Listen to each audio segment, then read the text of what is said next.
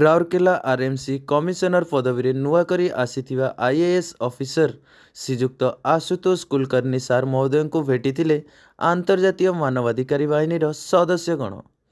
ଆଇଏଚ୍ଆର୍ଏଫ୍ ସଂସ୍ଥାର founder and chairman ଶ୍ରୀଯୁକ୍ତ ବିଶ୍ୱଜିତ ମଲ୍ଲିକ ନିଜ ସଂଗଠନର କର୍ମକର୍ତ୍ତାଗଣଙ୍କ ସହ ମିଶି ନବନିୟୋଜିତ ଆର୍ଏମ୍ସି କମିଶନର ସାର୍ ମହୋଦୟଙ୍କୁ ପୁଷ୍ପଗୁଚ୍ଛ ଦେଇ ସ୍ୱାଗତ ଜଣାଇବା ସହ ରାଉରକେଲା ସହରରେ ବିଭିନ୍ନ ସ୍ଥାନରେ ପୂର୍ବରୁ କରି ଆସିଥିବା ସମାଜ କଲ୍ୟାଣକାରୀ କାର୍ଯ୍ୟକଳାପ ବିଷୟରେ ସଂକ୍ଷିପ୍ତରେ ଜଣାଇଥିଲେ।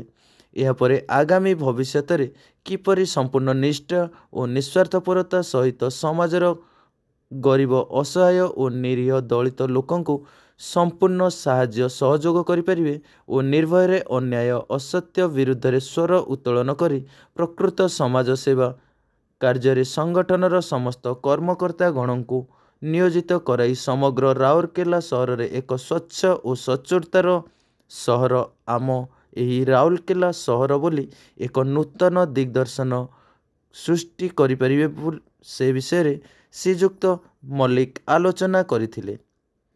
ଏ ସମସ୍ତ ପ୍ରକୃତ ସମାଜ ସେବାଗୁଡ଼ିକୁ ପ୍ରମାଣ ସ୍ୱରୂପ ଦେଖି ମାନ୍ୟବର ଆର୍ଏମ୍ସି କମିଶନର ସାର୍ ମହୋଦୟ ଆଇଏଚ୍ଆର୍ଏଫ୍ର ସମସ୍ତ ସଦସ୍ୟବୃନ୍ଦଙ୍କୁ ଏହି ମହତ କାର୍ଯ୍ୟକଳାପ ପାଇଁ କୋଟି ପ୍ରଶଂସା ସହିତ ଧନ୍ୟବାଦ ଅର୍ପଣ କରିଥିଲେ। ଏହା ସହିତ ଆଗାମୀ ଭବିଷ୍ୟତରେ ନିଶ୍ଚିନ୍ତ ଏ ସଭ୍ୟ ସମାଜକୁ ଆହୁରି ସ୍ୱଚ୍ଛତା ଓ ସଦୃଢ଼ ସୁନ୍ଦର କରି ଗଢ଼ି ତୋଳିବାରେ ସମ୍ପୂର୍ଣ୍ଣ ସହଯୋଗର ହାତ ବଢ଼ାଇବା ପାଇଁ ସମସ୍ତଙ୍କୁ ପ୍ରୋତ୍ସାହନମୂଳକ ବାର୍ତ୍ତା ଜ୍ଞାପନ କରିଥିଲେ। ରାଉରକେଲାରୁ ପିଣ୍ଟୁ ମିଶ୍ରଙ୍କ ରିପୋର୍ଟ, ସ୍ୱାଧୀନ ଓଡ଼ିଶା।